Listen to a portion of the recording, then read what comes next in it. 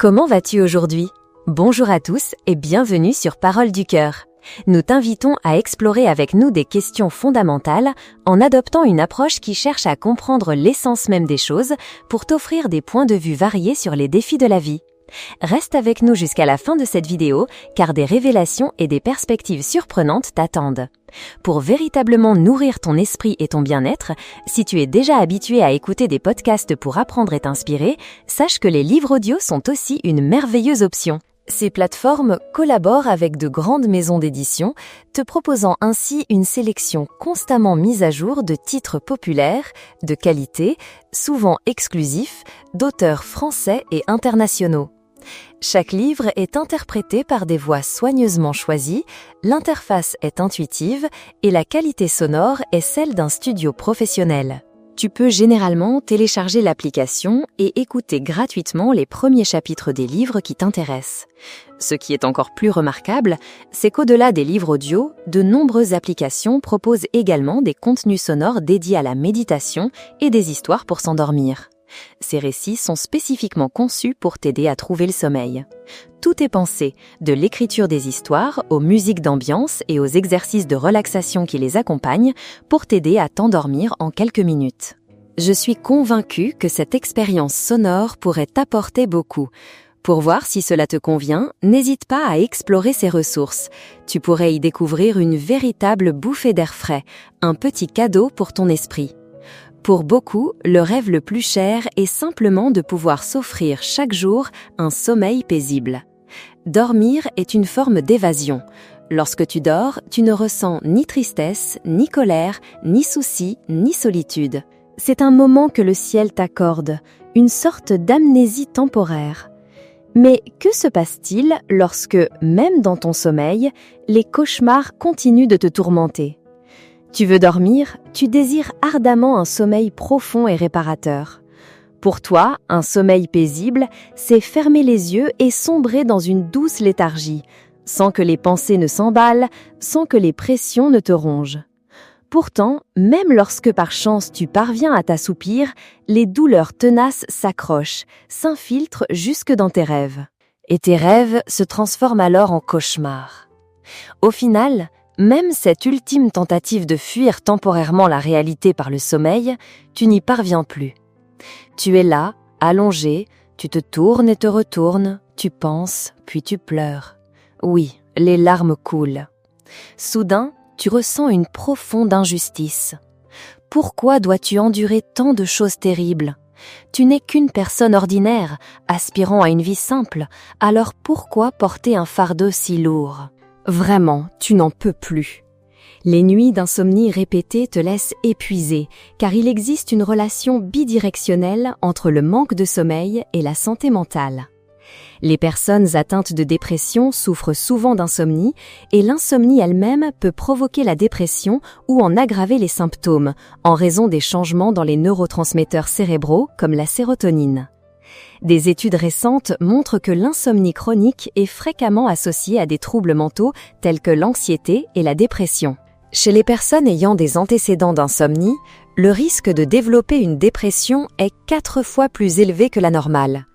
Les statistiques révèlent également qu'environ 50 à 90% des patients dépressifs sont confrontés à une insomnie fréquente. Au-delà de l'insomnie, il y a un symptôme encore plus éprouvant, l'éveil précoce. C'est-à-dire que, combiné à l'insomnie, tu te réveilles toujours plus tôt que d'habitude, sans aucune raison apparente. C'est bien plus douloureux qu'on ne l'imagine. C'est aussi ce qui me terrifie le plus personnellement. Ces pensées qui surgissent à 3 heures du matin. À 3 ou 4 heures du matin, alors que tout le monde dort profondément, les pensées qui t'ont torturé toute la nuit précédente continuent de t'assaillir. L'espace est d'un calme oppressant, et ton esprit devient d'une sensibilité exacerbée. Le moindre frôlement est audible, la moindre lueur à travers la fenêtre est visible. Et à ce moment-là, les blessures ressenties la veille paraissent encore plus douloureuses. Au final, une nuit de sommeil paisible serait probablement le meilleur des remèdes, mais c'est si difficile à obtenir. Plus d'une personne a, au moins une fois, envisagé de mettre fin à ses jours durant ces heures d'insomnie et de tourments. Les pensées liées à l'auto-élimination peuvent devenir plus fréquentes. Le processus suicidaire se déroule généralement en 3 phases: l'idéation suicidaire, la planification et le passage à l'acte. Le temps d'idéation est souvent le plus long, et c'est aussi la phase la plus fréquemment expérimentée par un grand nombre de personnes. Environ 20% de la population pense à la mort au moins une fois dans sa vie. Ce que je te dis n'est pas pour que tu prennes à la légère la pensée de la mort. En réalité, la mort est une certitude pour chacun d'entre nous. Que ce soit demain, dans une semaine, 1 an ou 50 ans, notre heure viendra. Mais si cette pensée t'obsède, si elle ne te quitte plus, si une autre voix en toi te pousse à en finir, alors c'est une urgence. Je t'en prie, cherche l'aide de professionnels de la santé mentale. Je suis là, et ces épisodes de podcast sont un message pour toi. S'il te plaît, reste avec nous. Entre l'idée du suicide et l'acte lui-même, il existe une multitude de variables, d'événements qui peuvent empêcher ce passage à l'acte. Une lame émoussée, une corde qui se rompt, ou simplement le sourire d'un être cher, ce sont autant de variables qui peuvent arrêter cette impulsion. Et j'espère sincèrement que ce podcast, Pourquoi cette question, pourrait être l'une de ces variables. Je t'en prie, reste avec nous. Nous nous assiérions ensemble au bord de la mer, nous marcherions, nous écouterions la musique que tu aimes. Le silence ira bien, tant que je sentirai ton souffle et la chaleur de ton cœur. Je sais qu'avant d'envisager de te faire du mal ou de mettre fin à tes jours, tu nous as lancé des appels à l'aide. Et malheureusement, nous n'avons pas su les reconnaître. On entend souvent dans les médias que même les proches des personnes qui se sont suicidées n'auraient détecté aucun signal avant que l'irréparable ne se produise. Mais ce n'est pas la vérité. La plupart des personnes ayant des pensées suicidaires ont bel et bien envoyé des signaux de détresse à leur entourage. Le problème, c'est que nous n'avons pas toujours su les déchiffrer. Mon cher ami, je réalise maintenant que la personne qui riait avec moi toute la journée, la nuit dernière seulement, ses larmes inondaient son oreiller, ses bras étaient couverts de marques et son cœur était bien plus que blessé. Tu m'as dit « Ce n'est rien, tu ne comprends pas, les médecins non plus ne comprennent pas. En fait, même moi, je ne me comprends plus. » Un patient avec des maux de ventre se verra demander par le médecin ce qu'il a mangé la veille pour découvrir rapidement que le coupable est un yaourt périmé. Mais la dépression n'est pas aussi simple. Et pourtant, on attend de toi que tu trouves des réponses. Ils ne peuvent pas comprendre la situation de quelqu'un submergé par des pensées qui l'assaillent de toutes parts. Quand on te demande pourquoi tu pleures, tu ne sais pas quoi répondre. Comment nommer ces chagrins qui t'envahissent, qui occupent toute ton âme? Alors les gens soupirent. Pourquoi as-tu tant de larmes? Ta douleur n'est pas visible à l'œil nu, mais l'absence de manifestations extérieures ne signifie pas l'absence de maladie, n'est-ce pas? La chanson 1-800-273-82-55 du rappeur Logic, dont le titre est le numéro de la ligne d'aide nationale pour la prévention du suicide, a prouvé qu'elle contribuait à réduire considérablement les cas de suicide. Des recherches publiées dans le British Medical Journal ont montré qu'après la sortie de la chanson en août 2017, des dizaines de milliers d'appels ont été reçus par Lifeline, le service d'assistance téléphonique pour la prévention du suicide aux États-Unis, et le nombre de suicides a également diminué. Longtemps, la sensibilisation s'est concentrée uniquement sur les histoires de mort par suicide, sans transmettre celles d'espoir et de rétablissement.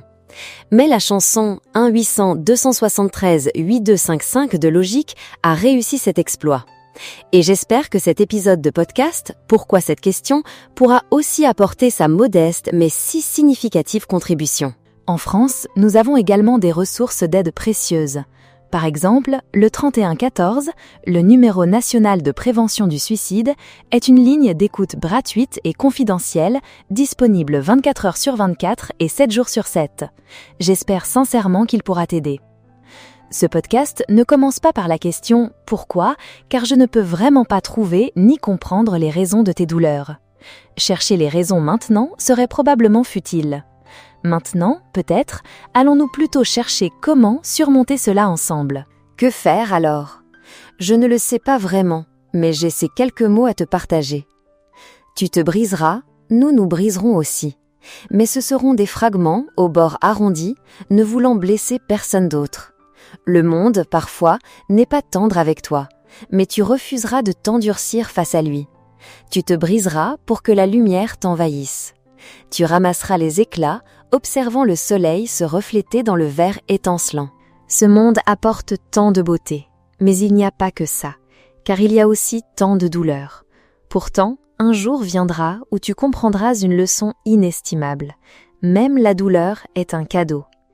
Certains craignent la rose à cause de ses épines, mais d'autres se réjouissent de trouver une rose au milieu des épines. Tu te briseras pour que la lumière t'envahisse. Les fragments en toi, laisse-moi les ranger dans une jolie boîte. On trouvera bien une solution. Alors, je t'en supplie, même brisé, ne te brise pas silencieusement dans l'obscurité de la nuit.